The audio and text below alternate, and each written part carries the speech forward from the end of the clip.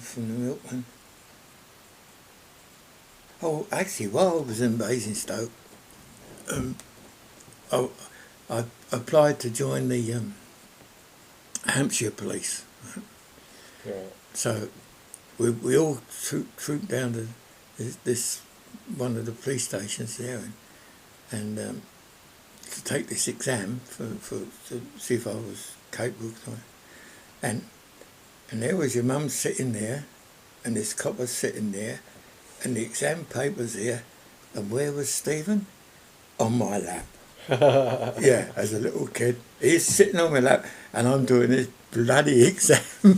Good grief. And did he give you any answers? Hey boy. Yeah. So I got all the, and that was a big joke. And then So how did you do in that exam? Did you get the results straight away? Or? No, but I was accepted. But I'd also applied for the Met as well, and the Met's in London, is it? The Metropolitan Police, yeah. Yeah. And of course, they when I first applied for the Met, they queried an X-ray of mine because I've got scars on the bottom of my lungs. Yeah. And I went to Epping Hospital for a pucker exam. It's what do they call it? Special, when you get this disease of the lungs, what's it? Pneumonia? Yeah. Or the other thing. Yeah. Anyway, Bronchitis? I had to go for this special X-ray. Okay. And that's when it was quite nice because your wards were outdoors. You had cover there, but all the rest was outdoors because of this so-called disease. Anyway, okay. That's where they diagnosed this lung, this scar, which happened when I was a baby. And tell us how that happened. Well, as far as I know, I think the old man kicked my mum and me down the stairs when I was born, because being all my family are fair-haired, blue-eyed, and this baby that came out was black-haired and brown-eyed, and I think my dad didn't really believe that I was his. And so, anyway, I was rushed off to St Thomas's Hospital, and that's why I'm called Arnold, because Dr Arnold was there that sort of saved my life. Yeah. Okay. So I think that's why that happened. Anyway, and so when the results went back to the Met, the Met accepted that I was okay, but I still wanted the Hampshire Police, and they wouldn't take me because of the Met had first option, so they said. Oh, okay. That's what they said. Now, they could have been nice to me. They could be being nice to me. Oh, I don't know. Or not. Everyone bows to the Met, don't they? Well, they did at that time, yeah. And I think they still do. So anyway, I joined the Met. So, look, I don't know where this other place was, but so you've had to move again. Oh, yeah. Yes, but it's in London, so you're moving home, pretty much, are you? I mean, where were you stationed? Were you anywhere near Lambeth? Oh, well, no, in the Met? No, yeah. It was fortunate because actually I nearly got done again in the Met. In the Peel, I went to Peel House as where we would first go to train and stuff. Yeah. Because there's two places they went. Your brother went, but he went to another one. Hendon. And but I went to Peel House, and I decided that on the weekend I went home to your mum, which is obvious, on a Saturday, and so I decided to stay the night with your mum. So I went back on the Sunday morning, And when I walked into a foray, because Saturday night they'd had fire drill. And you wasn't there. And I wasn't there. So, because I was up before the bloody commander or the chief constable, whatever he was. Geez, you hear some shit luck. Well, it's all through your mum. I mean, it was because anyway. So anyway, he said, "I'm going to get rid of you," and all, you know. And I'm standing there like an idiot. And I virtually almost told him that that's fair enough. I'll walk, you know. But then anyway, I just got a real rollicking, and that was my weekend stopped. I wasn't allowed to have weekends off anymore. So. Oh, shit. So I thought that was fair enough. Yeah, we weren't there very long. I forget how long the course was. Anyway, we had this course and we had the exams, and I passed the exams and all that. And then, so we read out, you saw the class, you know, and they read out where we were going to be stationed. So. Right. And we'd all put down, because I'd put down for Woodford, Buckerstill, where I lived. And of course, again, he said he was pissed off with us blokes to choose where we are going, you know, and looking straight at me, and because I got Woodford, didn't I? Woodford Nick. Yeah, so I didn't have to move. I was living in Buckerstill. So where were you living at that stage? In Buckerstill with your mum, with your mum and dad's. Oh, okay. With your wife, with your mum and dad. Yeah. And then he decided he'd get a pub. So I bought the house off him, and so with that money, he went and bought this pub in Stratford, and so this was our house at Buckerstill. And did you have savings at that stage? Nothing. So that was a mortgage? Yeah, so you had to go straight and get a mortgage. But in those days, I think you had a small deposit to put down on the house, you know, which I didn't really know how we worked in that. But anyway, I got a mortgage and but you was a salaried cop, so you know, good stable income. Oh, well, that was easy enough. And you finally had your own house. Yeah, but it wasn't easy because I think at that time as a police officer I got about £10 a week or something, and with this mortgage and with this little with Stephen and all that, it was very hard, you know. You couldn't. I couldn't say go to pictures.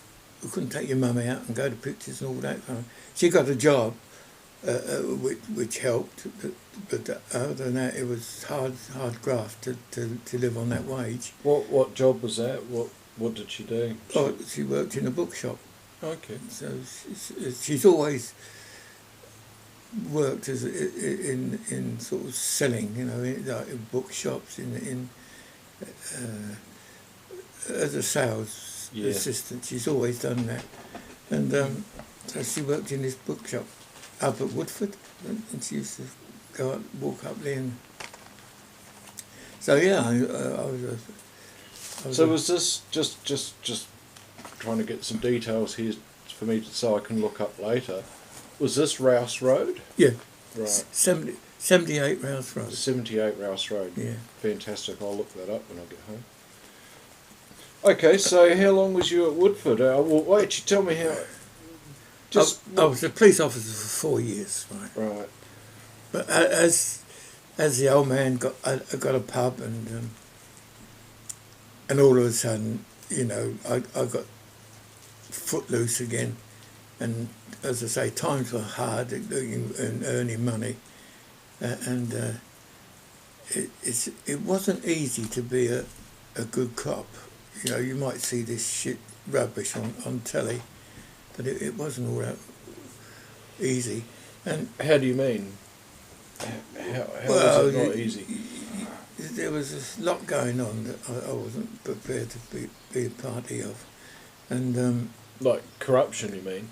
well, no, yeah, sort of, but like I wanted to have a dog, to be a dog handler. I mean, that was it, and when it came that I was promised to be a dog handler, no, somebody else got the job and things like that, and I was a bit brassed off with things like that. There was a case of I was outside a rock and roll club there one night because I was going to stick a load of people on for parking. They parked the wrong way, you know, so I was going to stick them all on, and I'm out there, and next thing I see there's a big fight going on outside this, you know, and so I went in amongst this lot, and there's two bright boys holding another bloke down by the arms, and there's a third one bottling him with a broken bottle in his face, and but as soon as I went in there, they all disappeared. You know. So we had a code word for that kind of thing, which was COW, which was casualties, obstruction, and witness. I thought, forget what the O was for now. Obstruction, yeah. Casualties, obstruction, witness. That was the system. So, of course, I dealt with the casualty with his face bleeding. I don't know, had to get it, because we didn't have wirelesses like they have now and all that rubbish. Yeah. So, by the time we organised people to phone up and get an ambulance and get this kid off to hospital and that. But I knew these boys. I knew them, you know, that was being sort of local. So I told the CID who they were, and of course the CID blokes went and, but they knocked them off, you see. So in fact, I did all the work. They got all the credit. And they got all the credit. And but isn't that how CID works? Well, that's how it worked. It did work like that, and there was great animosity between CID and us, you know. And I remember walking into the canteen there, and there was this discussion going on because I had a good moan about it. And there's the chief inspector of the CID there, saying, and I heard him say, "Well, who is this bloke Waters anyway?" Yeah. And I said, and of course I heard this, and I said, "I'll tell you who this bloody bloke Waters was." I said, "I was there doing it." I said, "And your buggers were in bed, and yet they get the knock and I don't." You know, because I was a probationary cop, and it was important that we had these arrests, right. and that was pressure, job pressure onto it, yeah. And it was, I mean, that's why they used to put us out on, two of us on what they call accident prevention.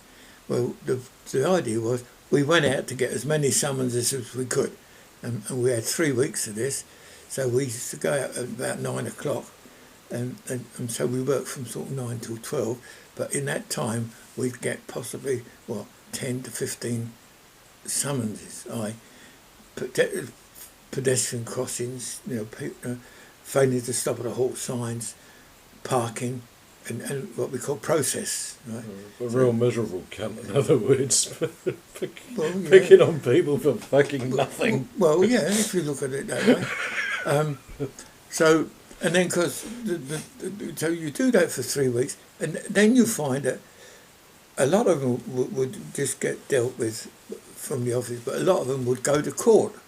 So for the next 3 weeks or 4, you're in court all the time, you know, and especially on your day off and all this rubbish, you're in court. And anyway, that was the way it worked. And as I say, with this,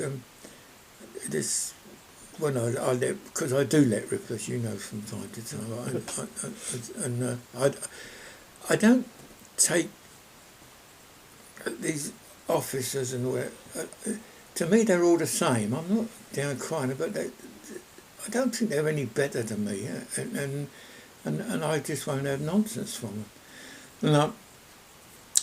And because another thing at the time there, I said, oh, I don't know. Yeah, the officer what was on nights. Well, yeah, that's what we came on to nights, and this patrolling officer said, I think we do pubs waters, serving after hours, you know. Mm-hmm. And because his people had a pub, he knew that I had a pub. Anyway, so we went up and we did this, walked into this pub serving after hours. So, yeah, we walked out, guys. So you didn't do Granddad's pub, Oh God, no. and you didn't do this guy's pub. Oh God, no. So was the pub you did like a competitor of either of those? No, it was just one on our manor. Oh, okay. But we, although we didn't stick him on, because we went in there and because everybody runs away, and they said, no, that's not mine, that's not mine.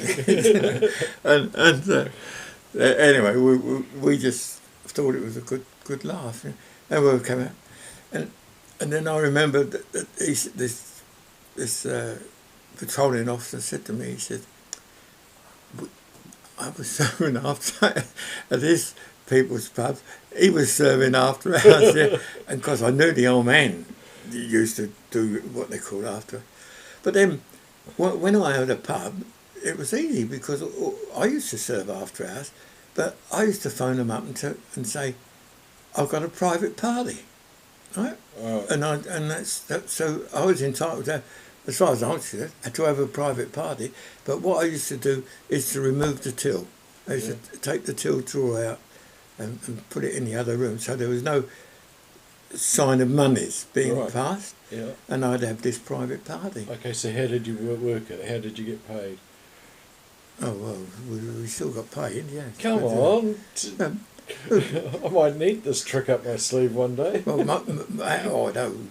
Or did everyone just bung you £5 as they walked in? Well, I don't know. The money was just there somehow. You know, Okay. I thought, but it was a pleasure to have to relax after and have a drink with your mates or with a few of the boys, you know, and you wouldn't have to worry.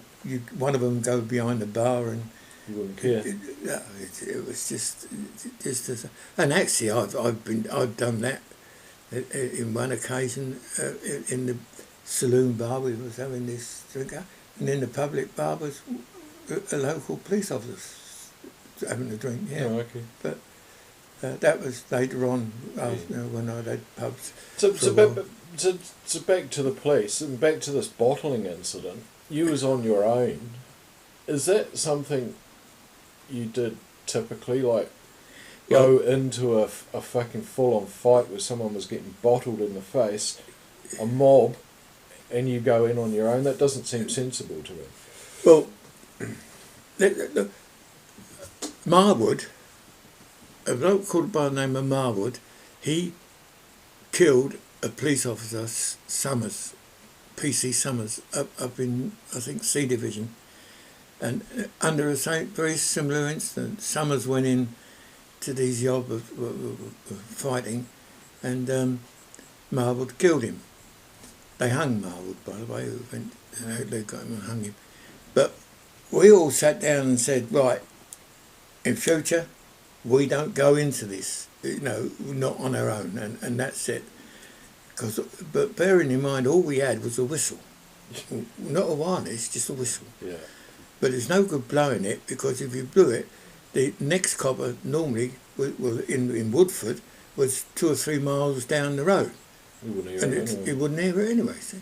But that was by side the point. We said that. But the other thing was, dressed as a policeman, really, you felt like a knight in shining armour, right? You just felt that nothing could happen to you. And so, when this fight, and I went into this mob, it wasn't, it was my job, yeah? There was nothing there. Like we would get, if there was trouble in a rock and roll club, if there was punch-ups going on, we'd go in on our own, and you say, "Oh, that's up," and they'd stop. Good grief. But that was in those days, Yeah. because they knew that if we took them, and of course, So there was more respect for the police and the position of the policeman, but you was also a bit of a fucking unit, wasn't you? I mean, like you were 14, you had beaten this bloody 22-year-old kid on the farm and embarrassed his father, and you was a bit of a. I mean, you wasn't a small man, was you? You must have looked reasonably imposing in your uniform. yeah, well, but you say that, but in our training school, if you have a look at the thing there, you'll find that I'm not the biggest, I'm not the smallest, because at that time in a lot of the blokes that were joining up in the police were ex military policemen and RAF police. Oh, okay. You know, they'd done their time or whatever, and they joined the Met, Yeah. and that was what they were in my class. Yeah. But I was 6 foot, and with your helmet on, you look a bit bigger, and I wasn't never a small fella. Okay. Although. But I do remember you telling me a story about you got a shout to a punch up or something, and I can't remember the exact circumstances, but the gist of it was you was rushing to get there, and you got told to slow down because let them fight it out amongst themselves before you got there, so that they were all tired by the time you got there. Well, of course, that was one of the things. Yeah, we were told, you know, like if people said, "Quick, officer, quick! There's a, fight ready." Yeah. Righto, sir. I'll be there. And your name is what? Get your notebook. Get your out. witness out. You know? Time you take his name, and they do say, right, and you're going to have a look. And time you got there, it was all finished. Eh? You know, and just picked the bodies up. Yeah. But that was sort of the way. I went on a shout once there. There was a shout, and who was driving the car? But the bloody superintendent, because he was in the nick at the time, and we got this shout, and the superintendent I was on nights again, but he'd come round to see you there. So he said, right, come on home, Waters. So Waters got in this car, and I sat in the back and nursed his bloody dog. And he drove off to this. Yeah, I remember sitting there. Oh, some bloody dog on my lap. And I thought, here we go. The Met Police are there. Yeah, which is just sort of, but actually when they built this big statue, it's still there, to Winston Churchill, and it was in, and the statue's in this.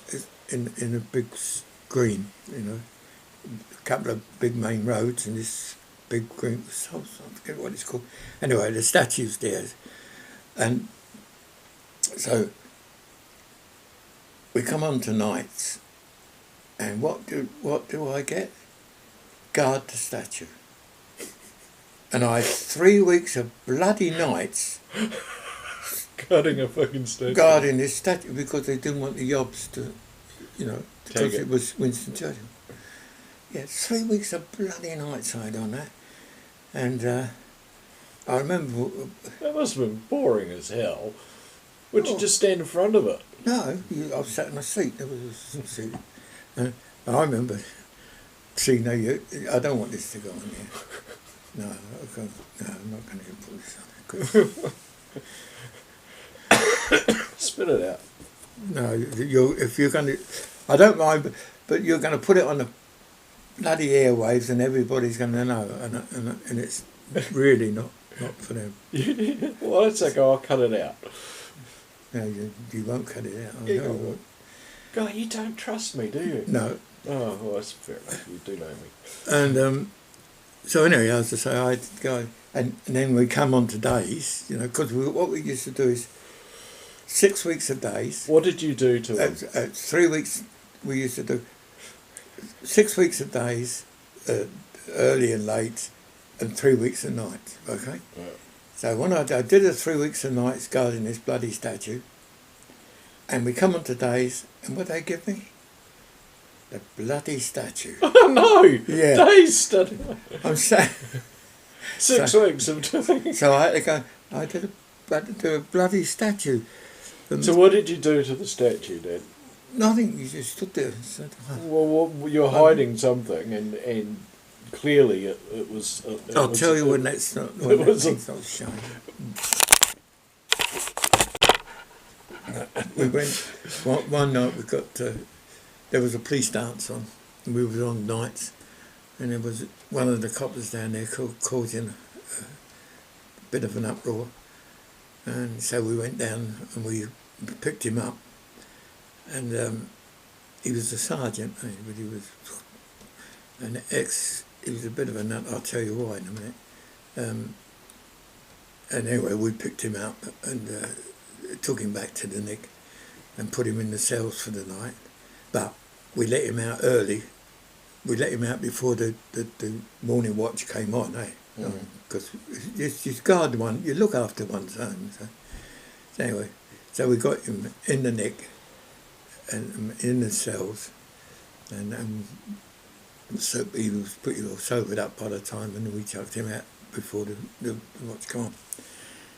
Later on, the same fellow, when he was his duty sergeant there one night, we weren't on at the time, he was a duty sergeant, he signed out a revolver from the stores, and he went down to his girlfriend's house, and he shot his girlfriend and her father and mother. Holy shit! Yeah. The sergeant. Yeah, and then he came back and put the revolver back in time. I think of his name anyway, and I got an idea, and I'm not absolutely sure, but I think he was the last person to be hung in England, because then they stopped hanging them, and it was about that time, and I'm not sure whether he was the last one or whether they didn't hang him. I'm not quite sure about that, but he was he was an ex SRS man, you know, special service joker so he was a real mad bugger, really, you know, and he'd been through it, you know? And he was married, but he had this girlfriend on the side, and she was, I don't know, untrue. Anyway, he went down and shot her, and shot the three of them, yeah. Sorry, I switched off for a minute, or didn't quite. Is this the same sergeant you brought in because he was causing a disturbance? Yeah, it's the same one. Got him to cool off and dry out a bit in the cells overnight. Yeah. Before the morning watch came in, you let him out. Yeah. Then he went and grabbed a gun. No, a period passed. Oh, right, thank God. No, I was just about to say, we're going to hide this tape, Dad. No, it was a period time, quite a wee while after. Actually, I don't think had I resigned from the police at the time? I've got an idea.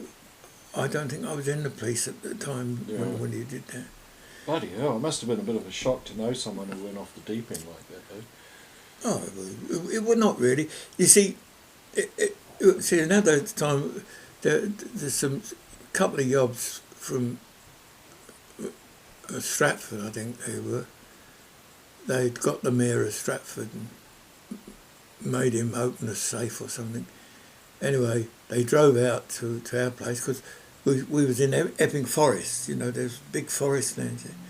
And they killed this bloke and dumped him in, chucked him out in the road in Epping Forest. And we got called to the body, you know, and that was my first dead body that I ever saw. And we had to sort of guard him until the CID come and sorted it all out. And he struck me as being just a little man, you know. And the thing I can remember about it, he'd wet himself, and he was and he was laying there. Yeah, I think they caught the blokes that did that, but he was the mayor of Stratford, I think it was. And is that the biggest case you worked on? or Oh, was but involved in. yeah, I saw. Yeah, that. Oh, and another one that we were there was a bloke took a little boy, and he murdered him up in the forest. Fucking hell. And that night we was out looking for this kid. We was night works. We was looking for this kid in it, and but the I think it was the next day. One of the old coppers from Wanstead, he went through the book and he said, "That's the bloke you want." You know, we had the book of all prisoners, and he said, "That's the bloke you want." Anyway, they went round and grabbed this fella, and it was him. Yeah, we had him in the cells. I remember him in our cells, and I don't know if I was doing it or mate was doing it, but we had the cell door open, and the police officer sat outside the door and watched him all the time because we didn't want him to commit suicide. And anyway, he was charged, and he was charged at Epping Court, and there you notice on telly now when a police officer takes a prisoner, puts him in a car, always puts his hand on his head to push him so he don't hit himself.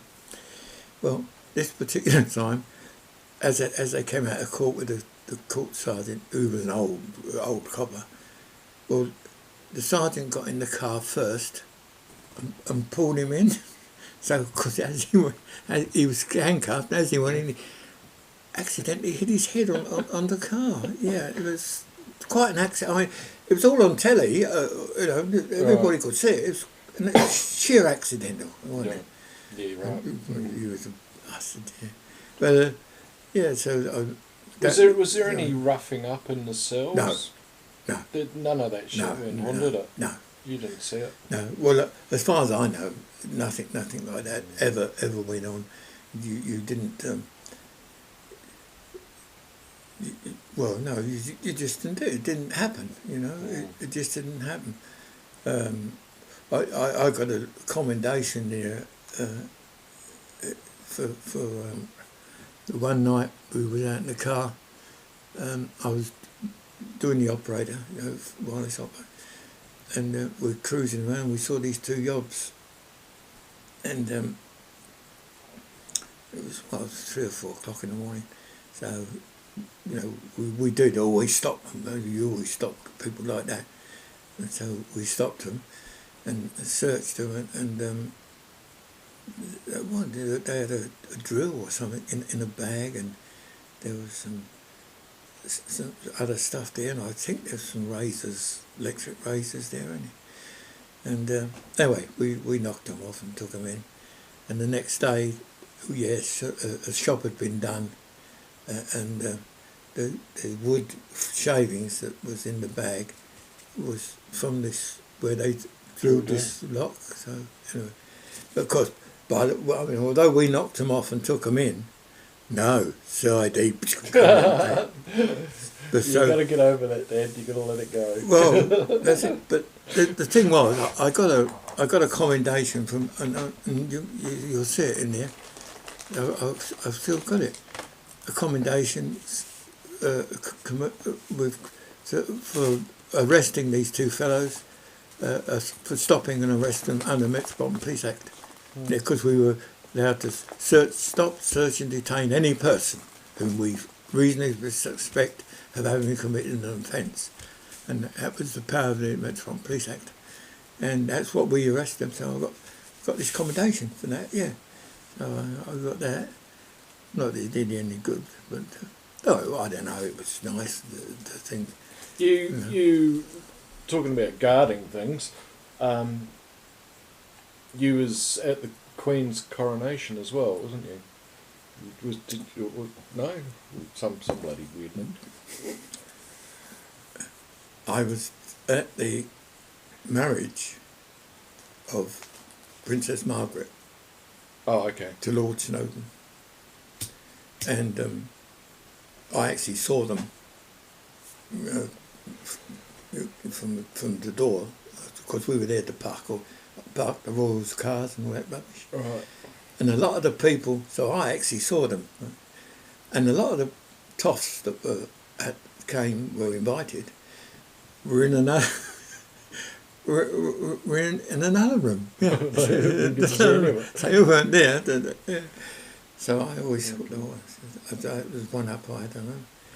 Oh, of course, and the other thing, when I was in the police, they drafted us up. Oh, did I tell the boat race? I must tell you that. The boat race. You know, Oxford and Cambridge boat race. Well, they drafted us up, you know, from us country boys up into town. And this particular time, then you know the slipway where they launch the boats, and then they go up river, right? And then they turn around and they come there. Right there. So on the slipway we had to go there. So we're they're kicking all the crowds back. So we're on the slipway, and we was in our best uniforms, the ones you do up here, and all, you know, cracking that was. And it's the old timers ones, you know. Yeah. And we've got all this. Anyway, we're there, and we look, down they come, and we're watching them, and they're rowing like that buggers, you know. And of course, there's a flotilla of boats behind them, you know. And they thought, what's all good? But what we didn't see was this flotilla, as it goes by, what does it do? It wake. Caused a big wake, eh? And we're there, and all of a sudden, look, and there's bloody great, what were coming at us, you know. And of course, I leaped back out the way, hit the crowd, and went back in. Bloody drenched, weren't we? Absolutely soaked. And of course, but we had to stay there, it's soaked all the time, you know. And then, because going home, we got a tube train. We had to go, you know, go back to Woodford, and there's me soaked. Still wet. And because all this uniforms, this pucker uniform, sort of doeskin, it was all, you know, real posh type of uniform. Yeah, I got bloody soaked. I remember, I jumped back, hit this ground, so I always remember it. And when I see the boat race now, I often think of that. Yeah. And the other time we were drafted up there is when I think the Welsh, yeah, when they come up to Twickenham to play the rugby, you know. So of course, in they draft us all country boys again, and they put us in buses out the way, and then because after the pubs close, all the Welshmen want to come on to Trafalgar Square with Eros, and you know, is it Eros? Yeah, I think it's Eros. Anyway, yeah. So what they do, we had to go in, and they've already boarded. That's what Eros, because they board the Eros up. They put boarding up all round it, and put coppers inside there. And us, they put a ring round. Right. So you got this ring of coppers there, and we were told no truncheons, right? No truncheons. And if you're having trouble, actually, and then what they did say is, but if you're having trouble with anybody, but if he says he's CID, it's because we got plainclothesmen in there as well. So you know what to do. So he says, yeah, hit him fucking hard. So anyway, you got this crowd, and this crowd of Welsh, and they're all right, got a skull, they singing their bleeding hearts out and all this rubbish. But then there's always the idiot that will start trouble, right? And once they start, it goes all round this mob, and they all charge these coppers, and they charged or pushed us, and I remember we got pushed back and back and back, and we were trying to push these bastards back, and then you stop, because you didn't have like they got now shields and all this. We were just there, and we got pushed back, and then we start again. So it was a backwards and forwards, and yeah, and up in Swan and Egg is a big building, yeah, Swan and Egg. And who's up there? The commissioner, looking down at all this. I think he must have been having a real good time because we weren't. Because in the end, tempers, we were getting fed up, Because I remember one lot, this real melee was going on, and this copper's hat come up, and so it was one of our boys there, and they were kicking 2 barrels of shit out of him, So anyway, we went into this mob, two or three of us went in, and we got this copper, and we dragged him back out, and got him back. And what did he do? He shook his head, and he looked at the crowd, and obviously there was, he must have remembered one because he went back in, and he got him, and because there was quite a few of these were arrested, and taken back to Bow Street, Nick. But none of us, we didn't arrest nobody because we didn't want to go back to Bow Street, Nick, the next day to court and all this rubbish. So we left it to the C division, the Bow Street boys. Yeah, I remember that. And then anyway, it got to such a stage that in the end, the commissioner called the horses in, and so the mounted boys came in, and I tell you what, they just cleared that crowd easy as winking. Yeah. They were just marvellous to watch that. And then once they got that lot cleared, of course we all got buses and they took us home. But yeah, I remember that. So, any stage during this time, Grandad had his pub, was that nearby? That was in Stratford. Yeah. So was that quite some distance Yeah, away? yeah. Well, it wasn't on my manor. Right, so you didn't go and do shift after work or... Oh, no. Oh, I never worked in his pub at all. The only thing I did do was when I had an interview to go have my own pub. Yeah.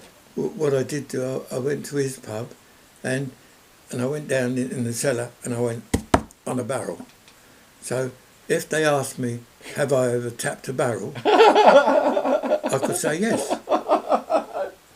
Oh my God. Yeah, so I didn't tell a lie. No, I had tapped a barrel. Yeah, but no, we went over this a couple of times, because David, who used to serve you, he was there behind the bar, right. David and his mum and they had a pianist there who used to come in and play the piano, and so he had quite a good pub.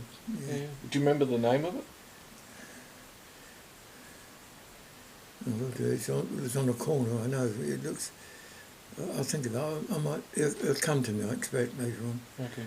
Because that's when his mum... Gertie? No, that was Nanny's mum, wasn't it? Who was Gertie? No, that was David's mother-in-law, Gertie. Oh, okay, yeah. But my mother-in-law... She went off with one of these drunken bloody Irishmen, didn't she? Yeah, she shot off with one of these. I'd never seen her so happy, quite honest. That she was real blossomed. Who was who?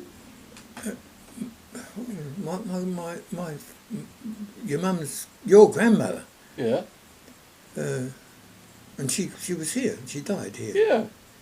But Nanny Florence. Florrie, yeah. She went off with this drunken bloody drunk for a while. Did she really? Yeah. Oh my goodness me! You wouldn't have thought so, would you? No. She's like the most perfect person I think I've ever met. Well, but I mean, let's be fair. Living with the old man must be, he wasn't the best of fellas, was he? I mean, he was a pig of a fella, really. And she went off with this Irish fella. I think she felt sorry for him, but he was always there round the pub, drunk as coots. Anyway, but as I say, she blossomed for that little while, and then she went back with the old man. Okay. But I think that's it. He gave the pub up. Did she actually leave him, or yeah? Oh, okay. She went off for quite a while. Wow. But so getting back to the can you turn that off? Yeah, I'll just go and deal to it. Right. The very first dead body I ever dealt with was an elderly lady, and we were called. Again, I was on the car as the operator, and we were called to this body, and it was this old lady, and she was all dressed up, but she she died on a pot, on a in her sitting room, so she must have wanted a quick wee, and I find that quite a lot of people, when they die, they want to go to what toilet, no? Anyway, she died on a and we went in there, and my driver, he knew the lady, and apparently she was a relative of one of the other coppers, so he said. Anyway, I remember he said, "I'm not leaving her like this," and we picked her up, and he said to me, "Which end do you want?" And I remember him saying that, and I said, I was at the feet, and so I said, "Oh, I love the feet." Anyway, we picked her up and put her on the couch, and I remember him pulling her drawers up, and tidying her up. Yeah, so, this scene of crime is what they see there. So he tidied her up for when the thing comes. So that was my first dead body that I actually dealt with. Yeah. Okay. But it was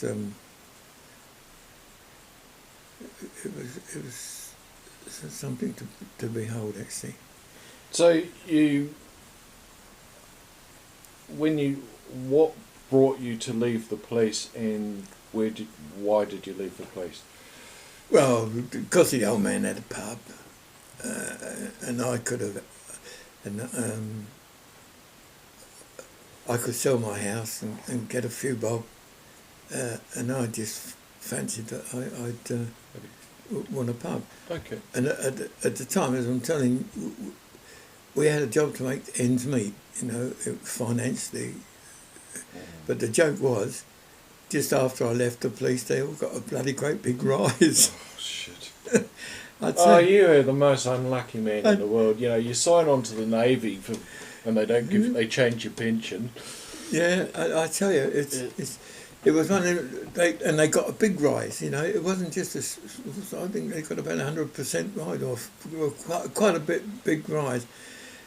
But anyway, as I say, I saw this pub, and I got this pub down in Sudbury, in Sudbury in Suffolk. And was that your first?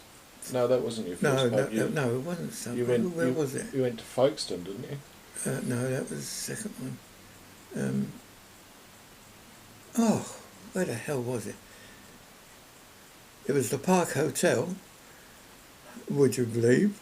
But it was a little dirty pub round the corner. Right. And it was in all the Diddycoy pub, gypsies settled down Diddycoys. Oh, okay. I should think of it in a minute. Yeah, we were there, and they did the pub up for us, but mainly the people that we had there were Diddycoys, and they would come in on a night, and I used to have a bloke play the piano as well, and you could imagine all these Diddycoys, and they stunk, they stunk of fire, oil and fire, and their women had all their hair was oiled down, and you used to be there, and then they'd get in a ring and dance. They'd do it kind of a boy dance. Can you imagine dance with bloody great boots on, and the old pub used to shake, and they used to dancing away there.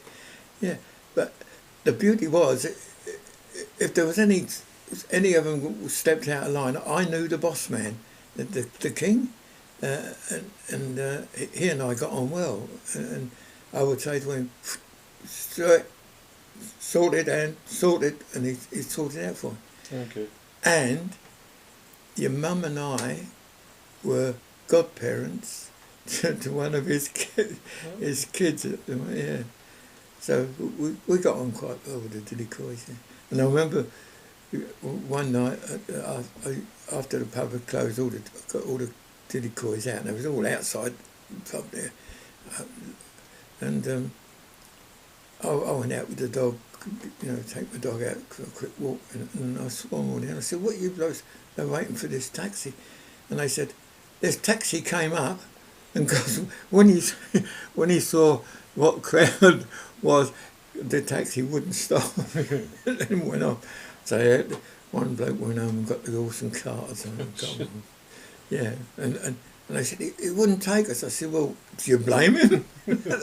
But it was beautiful that I had this rapport with them, and they didn't take offence to it. Yeah. It was quite interesting. Ashford in Kent, that's it. Okay. That's where it was. And it was the Park Hotel. All right. Yeah, that was the first pub we had.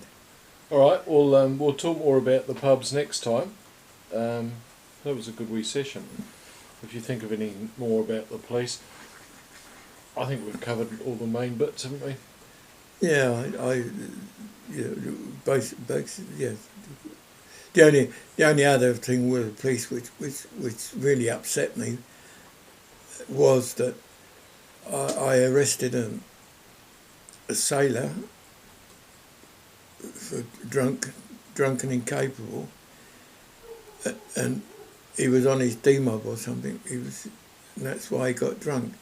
But the sad thing was, and I learned this lesson, I didn't learn it the hard way, I learned over a period of time. Once you lay your hands on these people, you just can't be kind to them, because of allegations. Like one bloke that I arrested for something or other, punch up. There was a big fight in George Lane, which is our main, and two of us that was there, and we went into this crowd, and there was fights all over the place there. Anyway, we arrested to a couple of them that were going at hammer and tongs, and so of course you couldn't just arrest, you had to ask them to just stop, and if they didn't stop, then you arrested them to prevent a further breach of the peace. But, this is the old thing. But you piled in, and of course you can imagine the media going on, and you grab these blokes. Anyway, he went to Stratford Court, and he was in the cells, and they took him up, and he went down good as gold, and I dealt with that, and there was local paper came out. PC says fights all over the place in George Lane, big hoo-ha. Anyway, I dealt with that, and I went down the cells. The bloke was put back down the cells and weighed off, and I went back down the cells with his gear to give him his gear back. And the first thing he said to me, I had more money than this when I was arrested. Yeah. And that's what you got to watch, you see. And I said to him, don't come the acid with me, son. I said, because that was right.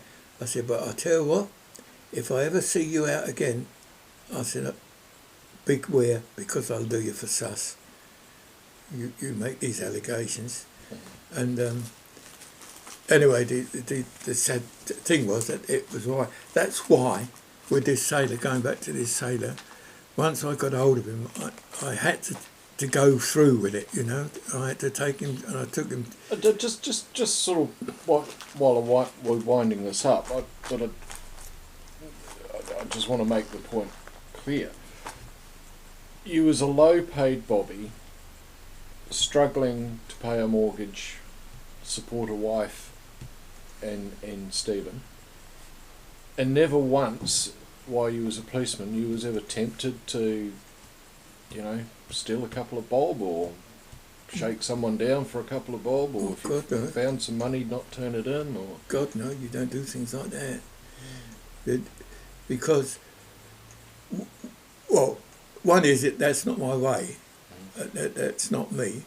And the other thing is, if ever there were, I mean, I know a couple of coppers that were doing housebreaking or shop breakings at night, not on our manor, but on Barking side, which was J Division, and the silly buggers were breaking into shops. Well, because they were caught, and they're straight inside, and it's not pleasant for a policeman to be put inside prison. You know. No, I suspect not. So that was a big deterrent of why you didn't do things that you shouldn't do. You know. Right.